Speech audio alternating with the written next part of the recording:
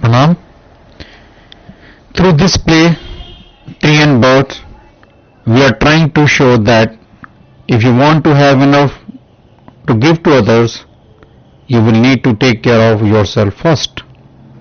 A tree that refuses water and sunlight for itself can't bear fruit for others.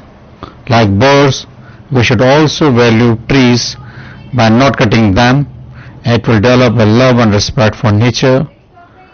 This small play is presented by middle class students of RKM and PBSA. Please enjoy the play. Thanks. Good to see you all. Good to see you. Many of you have seen me at the side of the road and in the woods. I host a lot of friends because of my glossy leaves, solid branches and broad trunk. A bird is one of my friends. Hey, I believe someone is mentioning me.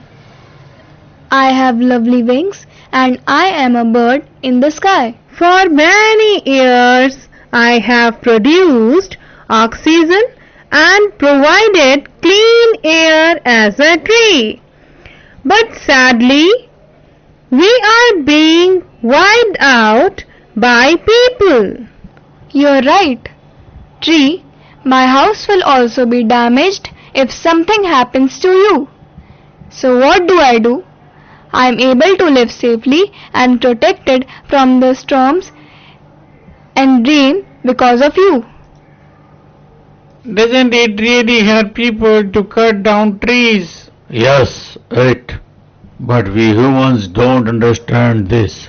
Just as animals cannot survive without water, so that extinction of animals without the existence of tree is certain. But how can a tree survive if it is cannot be cured properly? A tree can be destroyed in a few days if it is not given a suitable environment to live like that. Pranam. Through this play, Tree and Birds,